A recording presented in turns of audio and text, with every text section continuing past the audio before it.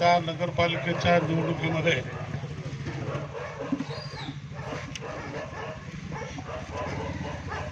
मी राष्ट्रवादी पक्षाकडून उमेदवार होतो आणि सर्व कुंडलवाडी ग्रामस्थांच्या आशीर्वादाने मोठ्या प्रमाणात मतं मिळाली, त्याच्यात शंका नाही. फक्त 200-2.25 मतानं मला पराभूत व्हावं लागलं. याचं मला दुःख नाही. पराभूत निवडणुकीमध्ये जय विजय होत असतो. मात्र ज्या पद्धतीने मी गेल्या 10 वर्षापासून भारतीय जनता पक्षामध्ये काम केलंय, संघटनाची उभारणी केली, प्रत्येक कार्यक्रमात सहभागी घेतला, प्रत्येक कार्यक्रमासाठी स्वतःचे पैसे झोकले, वेळ दिला आणि कार्यकर्त्याची एक फळी निर्माण केली. मला शेवटपर्यंत कळू दिलं नाही की मला कुठल्या नेमका कारणाने तिकीट नाकारलं आणि आमच्या सहकार्यांना तिकीट नाकारलं. शेवटपर्यंत कळू दिलं नाही. शेवटच्या म्हणजे नामांकन भरण्याच्या आदल्या दिवशी रात्री 11 वाजेपर्यंत आम्हाला काहीच कल्पना नव्हती.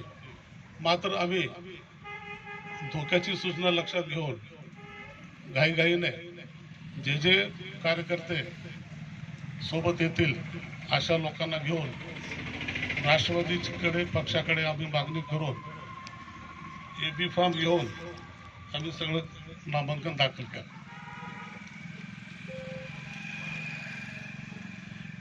मागच्या निवडणुकीच्या ह्याच्यामध्ये एक पत्रकार बुद्धिवंत म्हणून आपण एक नोट केला असेल, जे सहकारी माझ्यासोबत उभे होते नगरसेवक म्हणून, त्यांची एकूण बेरीज केली आम्ही आणि भारतीय जनता पक्षाच्या लोकांची सुद्धा बेरीज केली. भारतीय जनता पक्षाचे त्यांचे जे उमेदवार होते त्यांच्या मताची एकूण टोटल आणि मला पडलेले एकूण मताची टोटल ह्याचा तुलनेचा अभ्यास केला असता वैयक्तिकरित्या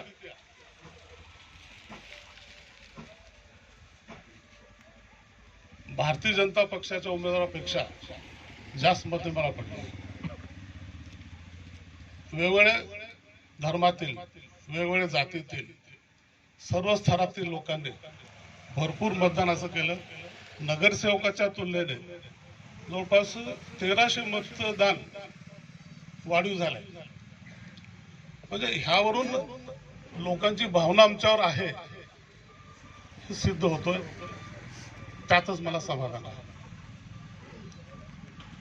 आता 2 महिने मी माझ्या वैयक्तिक कामासाठी गावात नव्हतो. विनाकारणच बातम्या पसरत चालल्या की काहीतरी आम्ही पळवलं. एक सावकारची भाषा वापरली, ही भाषा बरोबर नाही. त्याचे 4 जन्माचे पूर्वज जरी आले तरी कुटुंबाला कोणी पळवू शकत नाही. वतनदार आहे. ज्या सावकारने ही उद्गार काढला त्याचा वडील आहे ना, एक कापडी पिशवी घेऊन फिरत होता गावात, मी बघितलं. एवढं जास्त मस्तीचे बोलू नये, बरोबर नसतं. जी धार आहे, निवडणूक आहेत, कमी जास्त होत असतील. या निवडणुकीला आम्ही पडलो, पुढच्या निवडणुकीला जोरदार तयारी करू, त्यात काही शंका नाही.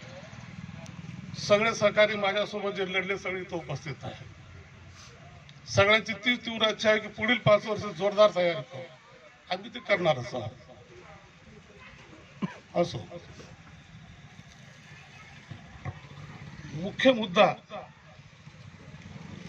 याच्यात 2-3 मुख्य मुद्दे मी आपल्या समोर मांडणार आहे. ज्या पद्धतीनं मी त्यावेळेस म्हटलं होतं रेती माफिया आणि व्याज माफिया, हे 2 माफियातले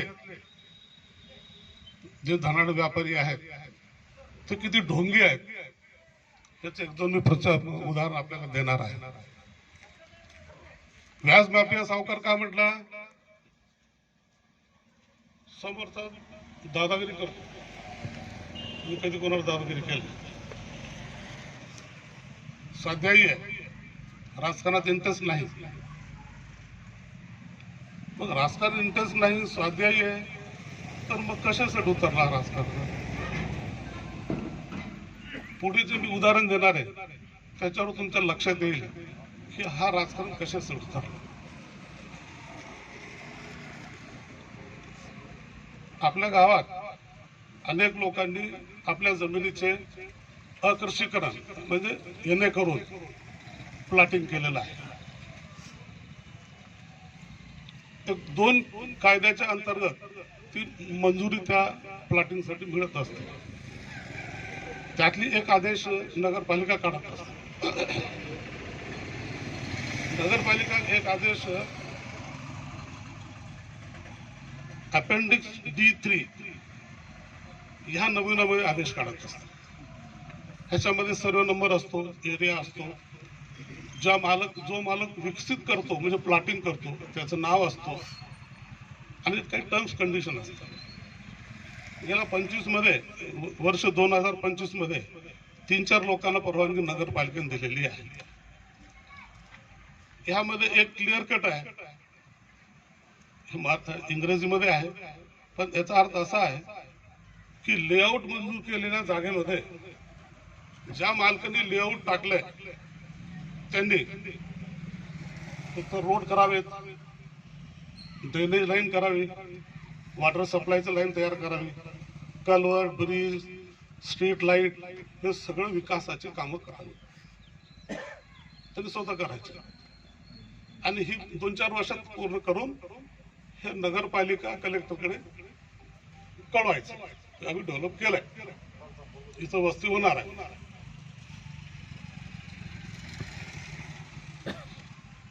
आता ह्या 3-4 लेआउट पैकी रॅकावर गट क्रमांक 338 आणि राजेश्वर उत्तरवार गट क्रमांक 249 ह्या 2 गटावर यांनी विकासाचे आदेश घेतले, त्यांनाही ही कंडिशन लागू आहे. मात्र या 2 गटावर शासनाचा 2,29,444 एवढी प्रचंड रक्कम या 2 लेआउटवर मंजूर झालेले आहे.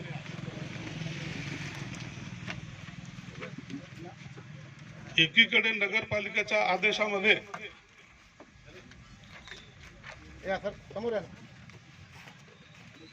ज्यांनी प्लॉटिंग केले त्यांनी विकसित करायचं आहे अशी कंडिशन नगरपालिकेने टाकलेली आहे.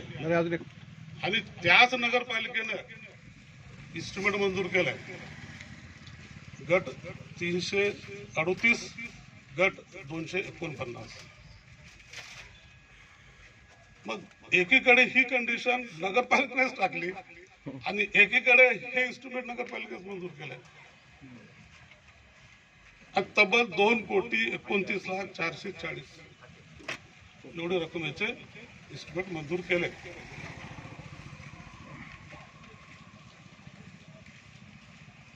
आता ह्या प्रकारून तुमच्या लक्षात येईल कुडुला नगरपालिकेत नको का? याचं उत्तर या इस्टिमेट आणि हे आदेश याच्यामध्ये सापडत. म्हणजे किती ढोंगीपणा. एकीकडे आम्हाला इंटरेस्ट नाही राजकारणात, आम्ही स्वाध्यायी माणसं, एकीकडे व्यापार चालवायचा. कंडिशन एक नगरपालिकेने आता त्याकडे प्रशासक होते, एकच सत्तेवर नव्हते किंवा कोणी नगरपालिकेत नव्हतं, म्हटलं हा एक प्रकारचा भ्रष्टाचारच आहे. हा संगनमताने केलेला भ्रष्टाचार. आता ह्या दोन्ही सर्व नंबरवर काम चालू आहे. स्वतः त्यांनी पैसे लावायचे ऐवजी शासकीय पैसा लावत आहेत आणि काम होत आहेत. माहिती घेतली, कालपासून माहिती घेतोय मी सतत. आमचे नगरसेवक, दोन्ही नगरसेवकांनी प्रश्न विचारले. आमचे विलास आणि आमचे मारुती कोटला दोघांनी प्रश्न विचारले. दोघांनी प्रश्नाच्या माध्यमातून बरीच माहिती नगरपालिकेची गोळा केली.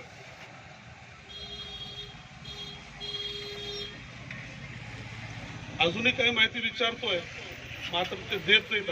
आता ते सावध झालेले आहेत. आता ते सावध झालेले त्यामुळे ते कुठली माहिती देत नाही. सांगतायत भाऊ माहिती देऊ नका, मात्र ही माहिती मिळते. मी प्रशासनात काम केलेलं असल्यामुळे एका ठिकाणी माहिती नसते, 4 ठिकाणी माहिती असते. SDM ऑफिसला असते, प्लॅनिंग डिपार्टमेंटला असते, तुमच्या कलेक्ट ऑफिसलाही असतो, टाउन प्लॅनिंगलाही असतो, वेबसाईटला असतो. आजकाल हे जे याच्यात स्पष्ट तरतूद आहे की जमीन विकसित करणाऱ्यांनी स्वतः खर्च करून विकास केला पाहिजे. हा कायद्याचा भंग आहे. हे दोघे पटाईत आहेत. एक रेती माफिया, एक व्याज माफिया. माफियाचा स्वभाव आहे, त्यामुळे कधी प्लॉट माफिया, कधी रेती माफिया, कधी व्याज माफिया, अजून काय काय माफिया करते माहित नाही. ह्यांच्यासाठी कुणाला नको होता यांना. आता हे खोटे प्रचार सुरू केला, कुडुंबला असं करतो तसं करतो. मी कोणाला काही, सगळ्या पत्रकारांना अनुभव आहे माझा, मी कोणाला कधी काही केलं नाही. मात्र यांचा खोटा प्रचार आहे. या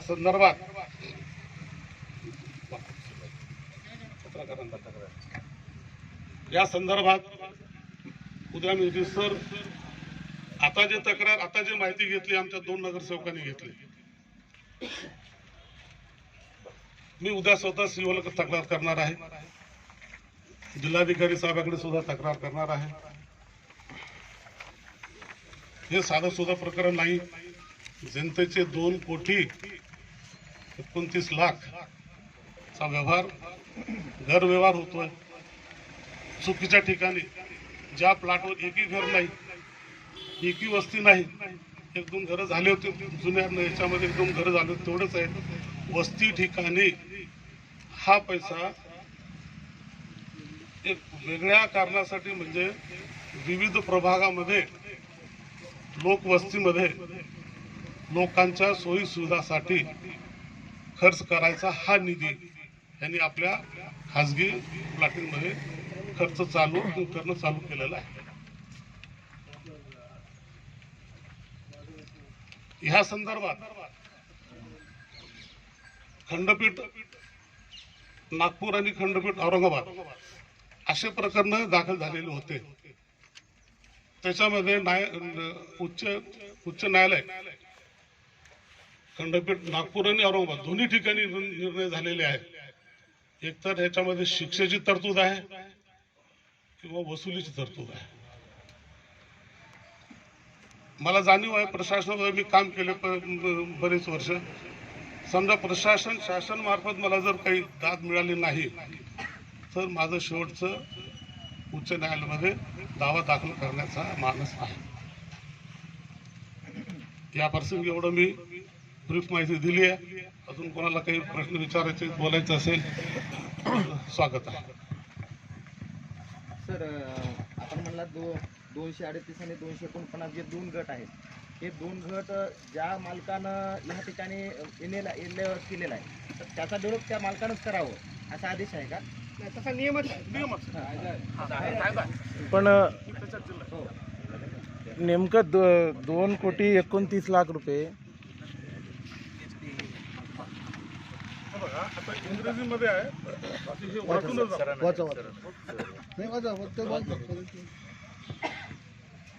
It shall be the responsibility of the owner to carry out all the development work, including construction of roads, sewer lines, water supply lines, culverts, bridges, street lighting, etc., and hand it over to the planning authority, public collector, after developing them to the certification of the authority.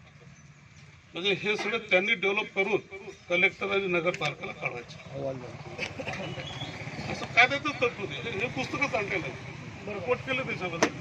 पण बघा, एक उद्योगपती किंवा व्यावसायिक असतो ना, तो स्वतःचा फायदा करून घेण्याचा प्रयत्न करतो, कशाही पद्धतीने करतो. याचा चूक ही प्रशासकाची आहे, म्हणजे आपण टार्गेट अधिकाऱ्यालाही केलं पाहिजे असं आमचं म्हणणं आहे. बघा, ह्याच्यामध्ये माझा कोणी अधिकारी नाही, माझा कोणते शासनामध्ये प्रतिनिधी नाही. ह्याच्यामध्ये मी मगाच म्हटलो की हे संगनमतानं झालेलं प्रकरण आहे. याच्यात अधिकारी आता कुठले कुठले आहेत, कोणते कोणते अधिकारी याच्यात आहेत, हा चौकशीचा भाग आहे. चौकशीसाठी उद्या मी पत्र देणार आहे जिल्हाधिकारी महोदयांना आणि इथं नगरपालिकेत देणार आहे. हा चौकशीचा भाग. पण 2,29,00,000 रुपये कोणत्या योजनेतून आलेत त्याचा उल्लेख झाला नाही. आहे ना. मग सांगा ना.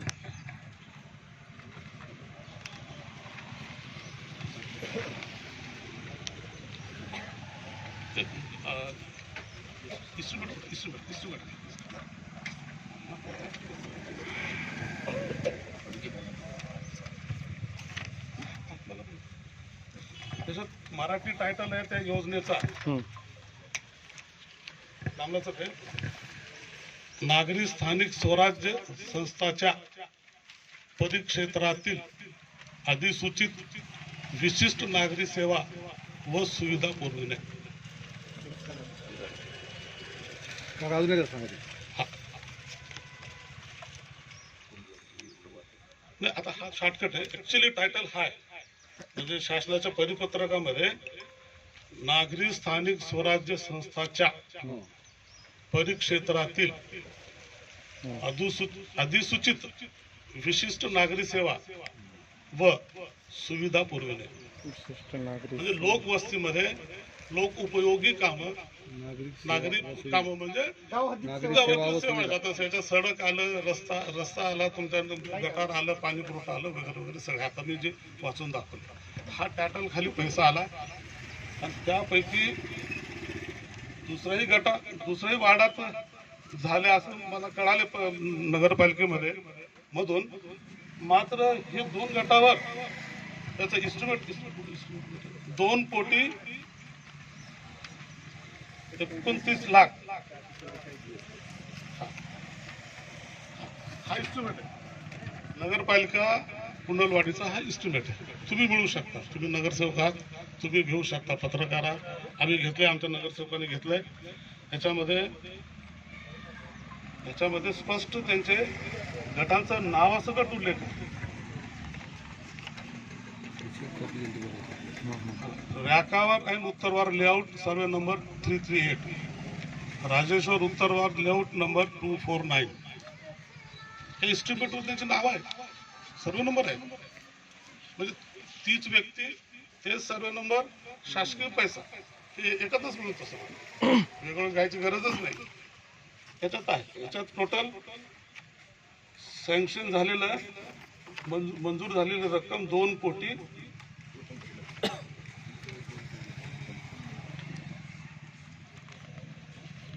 कधी मंजूर झाले काही उल्लेख त्याच्यामध्ये वर्ष तारीख सांगा ना.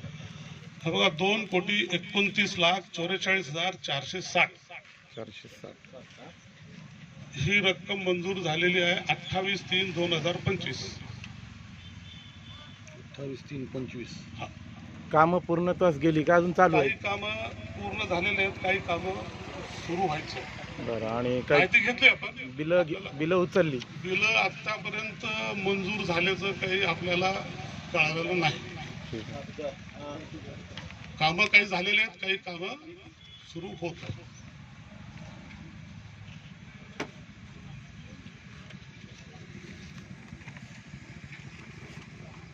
तर हे 338, 249 या 2 गटामध्ये पूर्ण पैसे खर्च झाले, त्याचं काही आहे का नाही? त्या मला प्रश्न लक्षात आला. 338, 249 जे गट नंबर आहे, हा. त्या ठिकाणी 2,29,44,460 पूर्ण पैसे खर्च झाले, तर त्याचं काही शिल्लक आहे? नाही, खर्चाचं कामं चालू आहेत.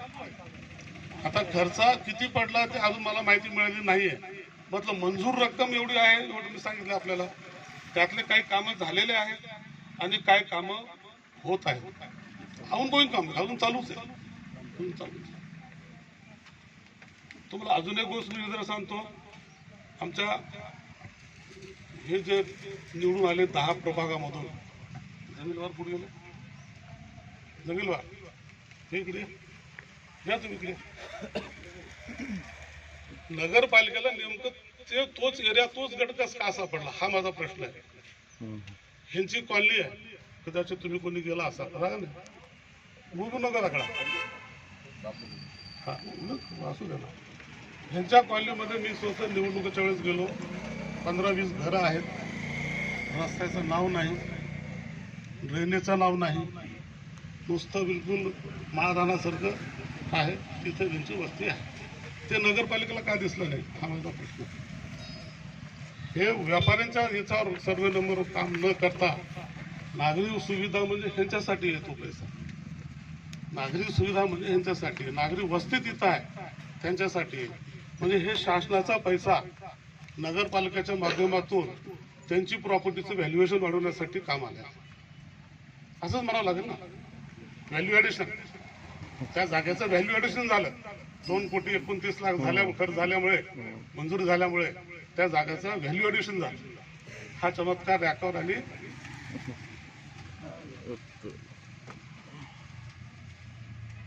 साईनाथ उत्तर हा प्रताप. बोला तुम्हाला काय विचार.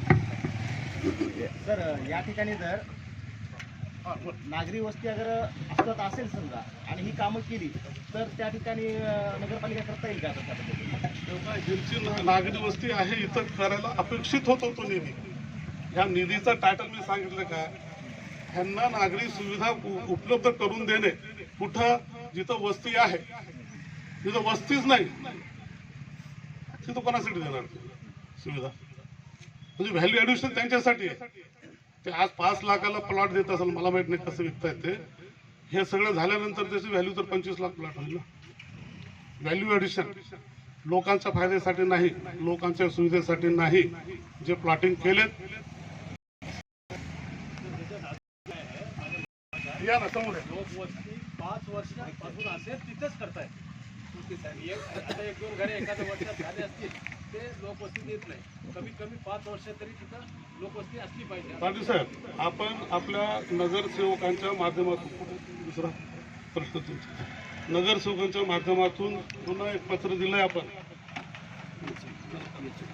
हां, नंतर आपण पत्र डिटेल दिलं त्यांना, किती खर्च झाला, कुठं काय काय नाही. हे पत्र आपण दोन्ही नगरसेवकांच्या सहीनं 12/2/26 दिलंय.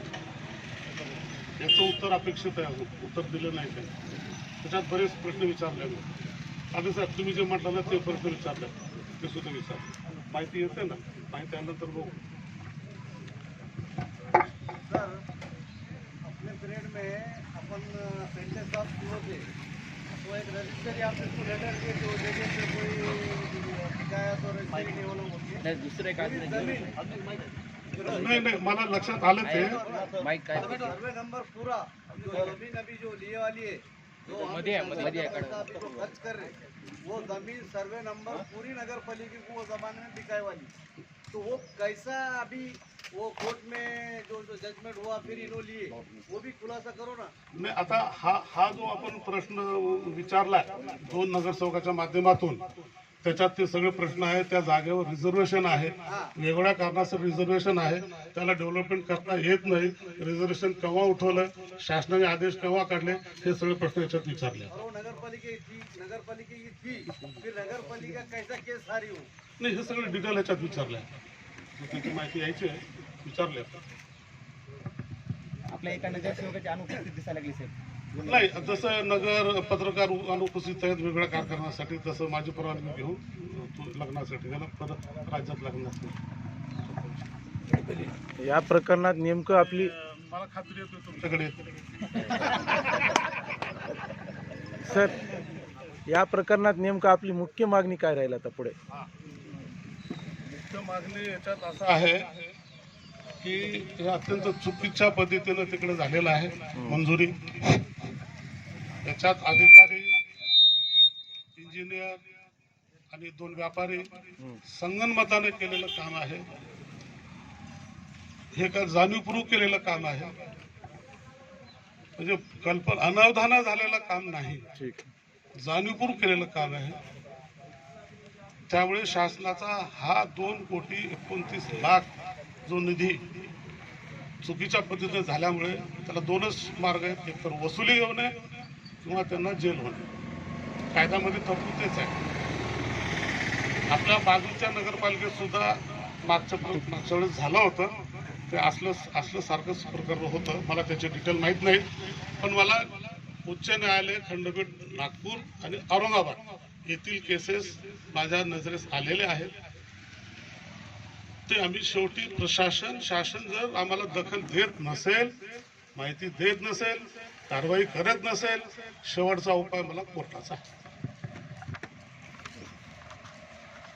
आता पत्रकारांना जी प्रेस नोट दिली तुम्ही त्यामध्ये जनता तक्रार दरबार भरवणार असं उल्लेख आहे. नेमकं 2 महिन्याला जनता तक्रार दरबार भरवणार आहात, याबद्दल आपण काय सांगा? थोडंसं त्याच्यात चुकीनं कालावधी म्हणायचा पडला. माझा मी कार्यरत असताना जिल्हा नगरपालिकेमध्ये मी दरवर्षी एक जनता दरबार ठेवत होतो. तर लोकांचे थेट प्रश्न विचारावे आणि त्याच्यावर जेवढा शक्य होईल तेवढं कारवाई करावी आणि विकासाची कामं करावी. मात्र आता मी नगरपालिकेत नाहीये, परंतु 50% जनता माझ्यावर विश्वास ठेवली ना मतदानाच्या द्वारे. मग त्यांचे तर प्रश्न मला ऐकावं लागेल ना. हा? नाही, तुमच्यासाठीच नाश्ता वगैरे घ्यावं लागेल असेल असं कसं. तर दर वर्षातून 1-2 वेळेस तरी का असे ना ह्याच ठिकाणी मला ही जागा नाही, ती जागा नाही, ही जागा तर आहे ना. त्यामुळे ह्याच जागेवर मी लोकांचे प्रश्न ऐकणार आहे आणि लोकांसाठी जेवढं जमेल तेवढं मी वेळ देऊन त्यांचे कामं करण्याचा प्रयत्न करणार आहे. कामं करण्यासाठी फक्त नगरपालिकाच पाहिजे किंवा सोसायटी पाहिजे असं माझं काही मत नाही. मला कुठल्याही माध्यमातून काम करता येतो. तो जनता दरबारचा माझ्या डोक्यात असलेला कुणाल साहेब त्याच्यात द्यायचा मी प्रयत्न केला. 2 महिना असं म्हणणं थोडस हे आहे, 2 चुकीचं झाले. ते वर्षातून 1-2 वेळा 3 वेळा मी प्रयत्न करणार आहे. जाहीररित्या सगळ्या लोकांना बोलवावं, जाहीररित्या काही कार्यक्रम घ्यावा छोटा मोठा आणि त्याच्यात चर्चा करावी. काय अडचणी आहेत, काय प्रश्न आहेत, काय सोडवता येईल आणि आपल्याला जे जे प्रश्न सोडवता येतील शक्य होईल. कारण शासनामध्ये सुद्धा आमचे पक्ष आहे, जिल्ह्यात 2-3 आमदार सुद्धा आमचे आहेत. त्यामुळे त्यांच्या माध्यमातून मला काम करता येईल, हा त्याचा उद्देश आहे.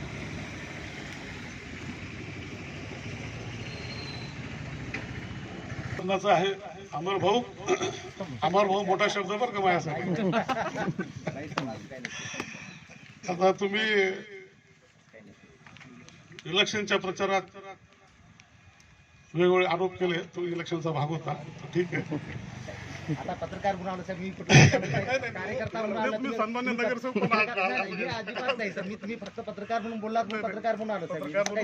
आभारी आहे, पण तुम्ही पत्रकार म्हणून मला बोललात साहेब, राजकीय म्हणून मी इथं आलोच नाही. इथं अजिबात मला आधीच सांगायला लागलो, राजकीय याच्यामध्ये आलो नाही मी. ते पत्रकार म्हणून मला सन्मानानं बोललात, सन्मानानं आलो साहेब. काय अजिबात नाही. जे माझ्यावर आरोप होते ते दादागिरी वगैरे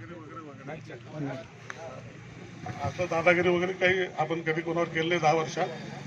मात्र स्वार्थाचा कळस आहे. हे दोघांपैकी घरातच पद घेतले, उपाध्यक्ष आणि कॉप मेंबर दुसऱ्या समाजाला देता आला असतं. हा तुमचा प्रश्न आहे, तर मला टीका करायचा पूर्ण अधिकार आहे. म्हणून दुसऱ्याला देता आला असतं ना. आरोप आमच्यावर करायचे आणि स्वतः असं वागायचं, स्वतः असं भ्रष्टाचाराचे कामं करायचे, हे ढोंगीपणा आहे सरासरी.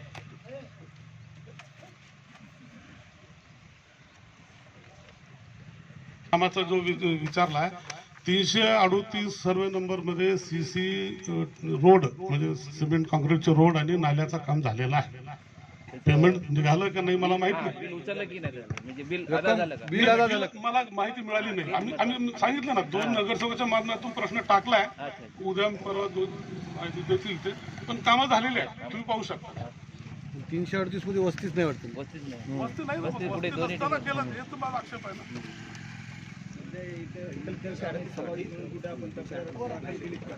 तक्रार करणार आहे. आता नगरसेवकाच्या मार्फत नगरपालिकेमध्ये तक्रार दिली, आपण माहिती घेतली, प्रश्न विचारून माहिती घेतली ह्या दोघांनी. मी उद्या रिसर तक्रार करणार आहे आपल्या मान्य सीओ कडे आणि उद्या संध्याकाळी म्हणजे 3-4 वाजता मी मान्य जिल्हाधिकारी तक्रार करणार. तक्रार तर करावंच लागेल ना, त्यांचे निर्देशन तर आणावंच लागेल ना. 2014 पासून मी गावात आहे. कोणावर हुकुमशाही केली, दडपशाही केली, हे तुम्ही पत्रकार सगळ्यांना माहित आहे ना.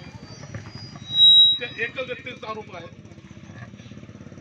कुंडलवाडीमध्ये 2016 ते 25 कालावधीमध्ये तुम्ही जे जे काम केले ते जनतेने म्हणजे जनतेने मान्य केले. तुमचं म्हणणं आहे की जनतेचं कोल आहे, निसटचा विजय आहे. एवढं काम केल्यानंतर सुद्धा पराभव पत्करावा लागला. मग या गोष्टीचं आपण कुठेतरी आत्मचिंतन करणार आहात. आत्मचिंतन 2 महिने भरपूर केले. आत्मचिंतन केल्यानंतर तुमच्या समोर आलं. आणि आम्ही जेव्हा 2016 ते 25 चा कालखंड बघितला, त्या कालखंडामध्ये आमच्या निदर्शनास असं आलंय की भाजपाने कुंडलवाडीमध्ये कुडमलवार साहेबाची सत्ता येण्याच्या अगोदर भाजपाने या कुंडलवाडी शहरामध्ये जेवढी प्रगती करायला पाहिजे तेवढी केली नाही. आणि 2016 ते 25च्या कालखंडामध्ये बीजेपीच्या सत्तामध्ये असंख्य कामं झाले. जसं 1304 घरकुल असतील, 2300 घर शौचालय असतील. त्याच्यानंतर सगळ्यात मोठा प्रश्न आमच्या निदर्शनास कोणता आला म्हणजे नाव परिवर्तनाचा. 2016च्या अगोदर नाव परिवर्तन करण्यासाठी लोकांना नगरपालिकेच्या कंटिन्यू फेऱ्या मारावं लागत होतं. पण तुम्ही जेव्हा सत्तेत आला तेव्हा नाव परिवर्तनाचं सर्वात उत्तम काम म्हणजे नाव परिवर्तनाचं करून आणलं. त्यामुळे असंख्य लोकांना त्यांचा फायदा झाला.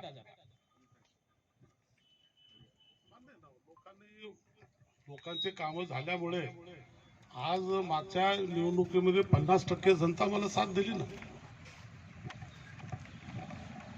त्यामुळेच दिली ना.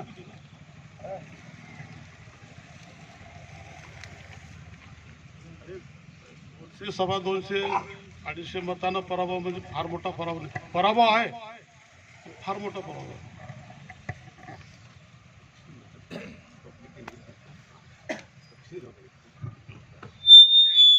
सर, आपल्याला एक असं प्रश्न आहे की कुंडलवाडी नगरपालिकेमध्ये एकीने आपण पाहिलं की चुरशीचे सामना झालेला आहे. भाजपनं सुद्धा आणि राष्ट्रवादीनं सुद्धा एकीने चांगल्या परीने एकीने त्या ठिकाणी प्रचारासाठी एकीने कुंडलवाडीमध्ये एकीने आपापल्या परीने त्यांनी प्रयत्न केलेले. पण आम्ही एका भाषणामध्ये असं ऐकलं की तुम्ही फोनवर एकीने एका माणसावर एकीने तुम्ही दबाव टाकला असं आम्हाला ऐकण्यात आलं. बरोबर आहे? दबाव कशासाठी? नाही, तुम्ही फोनवर एखाद्या समजा संबंधित व्यक्तीला काही बोललात का? आम्ही भाषणामध्ये ऐकलं की तुम्ही असंच केला तसं केलं तसं आम्ही ऐकलं. तर हे बरोबर आहे का? नाही, कोणा संदर्भात दबाव टाकला ते मला कळायचं. म्हणजे माझ्या वरच्या नेत्यावर टाकला का, कार्यकर्त्यावर टाकला का, विरोधी लोकांवर नाही, टाकला? कुंडलवाडी स्थानिक लोकांच्या दबाव टाकला असं कोणी तक्रार केली का? ऐकलं ना. भाषणामध्ये आरोप प्रत्यारोप होत असतात, पण तक्रार पोलीस डिपार्टमेंट इथंच नाही आहे. नाही, तक्रारचं प्रश्न नाही सर. फक्त तुम्ही एखाद्या फोनवर एक नेता संबंधित माणसाला तुम्ही काही बोललात का, या संदर्भात एक त्या ठिकाणी भाषणामध्ये उल्लेख झालेला होता. नाही, मला तर काय आठवत नाही मी कोणाला तर दबाव टाकून बोलला. आणि त्यांना नॉर्मली माझा कसं आहे, प्रशासनातून आलेला माणसाचा स्वभाव थोडासा कडक असतो आणि आवाज थोडा सडाकर्मणी असतो. थोडाच फरक असतो, बाकी काही फरक नसतात. फरक आहे.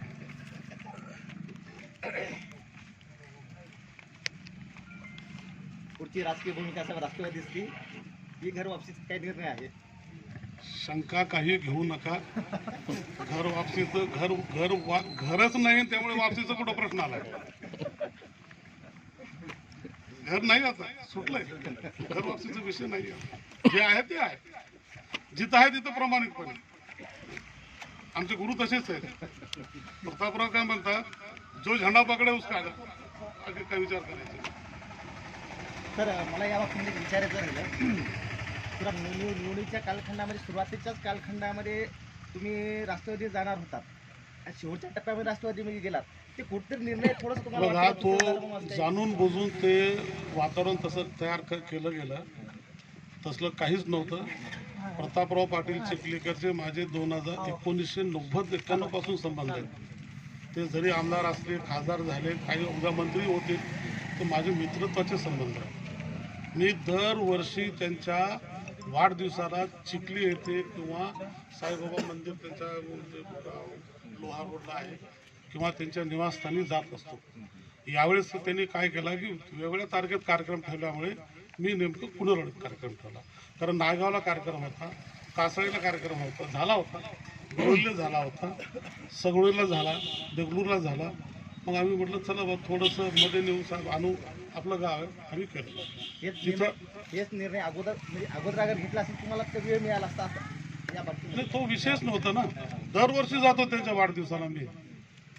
त्याच ओघाने, त्याच अनुषंगाने आम्ही कार्यक्रम केला.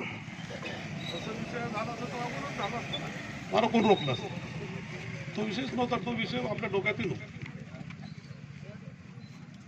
विरोधी पक्ष म्हणून तुमची नगरपालिकेवर प्रभाव राहणार का? तुम्ही कुंडलवाडीत राहणार का? कुंडलवाडीच्या विकासासंदर्भात कुंडलवाडीमध्ये माझं घरदार, शेती, 125 एकर शेती आहे. वतनदार माणूस आहे कुंडलवाडीचा. मी कुठं जाणार आहे? आहे ते असं चर्चा आहे की आता निवडणूक हारल्या चर्चा हे लोक करत आहेत, ज्यांना मी नको आहे तेच करत आहेत. बाकी कोणी करत नाही. जनता कुठं करते चर्चा?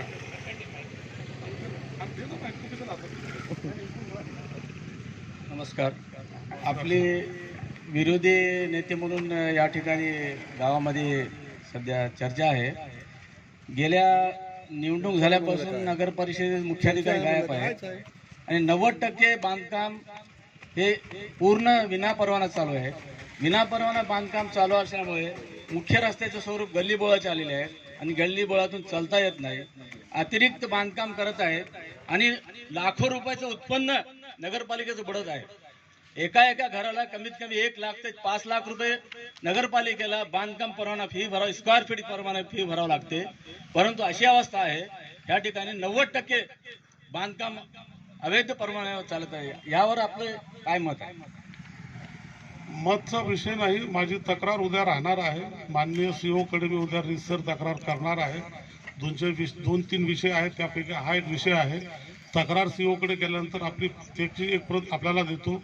आपल्याला विनंती, आपण त्याची बातमी करावी. ठीक आहे. त्याच्यानंतर सर आपल्याला एक दुसरा प्रश्न आहे की पत्रकार परिषद म्हणून आपण मुख्य चौरस्त्यावर घेण्याऐवजी इंडोरमध्ये घेतल्यास पत्रकारांच्या माध्यमातून आपल्या काय ज्या मागण्या आहेत ते बाहेर गेले असते. पण आजची प्रचार सभा आहे की पत्रकार परिषद आहे? निवडणुका नसल्यामुळे प्रचार सभेचा प्रश्नच नाहीये. हां, मी जाहीररित्या कुठलाही कार्यक्रम घेऊ शकतो आणि शांततेत पार पडत आहे. कोणाला दुखावलं नाही. रोड चालू आहे, रहदारी चालू आहे. आम्ही ज्यांना देवत समजतो, गोपीनाथराव मुंडे साहेब, त्यांच्या पुतळ्याचं रंगरुगटी केलंय आणि त्यांच्या पुतळ्यासमोर आम्ही बसलोय आणि रितसर परवानगी पोलीस डिपार्टमेंटची घेतलेली आहे. कायद्याचं कुठलंही उल्लंघन केलेलं नाही. सगळे कार्यकर्ते आमचे शांततेने आहेत. इंडोर आणि आउटडोरचा काय प्रश्न असतो? तुम्हाला काही वेगळं मला बोलायचं असेल तर तुम्ही बोलू शकता. मोबाईल आहे, फोन आहे, माझं घर आहे, बोलू शकता तुम्ही. कोणी बोलू शकतो, काय अडचण नाही. कुंडलवाडीमध्ये अतिक्रमणाचं प्रमाण मोठ्या प्रमाणात वाढलेले आहे. त्याच्यावर तुम्ही जर भूमिका चांगली घेतलं तर त्याचा बेनिफिट गावच्या लोकांना, रहदारी करणाऱ्या लोकांना होईल. बघा, अतिक्रमण कोण करतो काय नाही, तुम्ही नावं दिलं तर मी नावानिशी तक्रार करतो. मला काय अडचण नाही. उद्या येणारच आहे. तुम्ही या, उद्या तुम्ही येत असाल सोबत या, आपण बोलू सीओना. मी जाताना तुम्हाला फोन करतो. चालेल. सिद्धार्थ, चालेल. गणेश, या तुम्ही सोबत, त्याला पण बोलू ना सीओ साहेबांना, तक्रार करू ना. मी तर तक्रार करणारच आहे उद्या 4-5 मुद्द्याचा. तुम्ही पण सोबत चाल.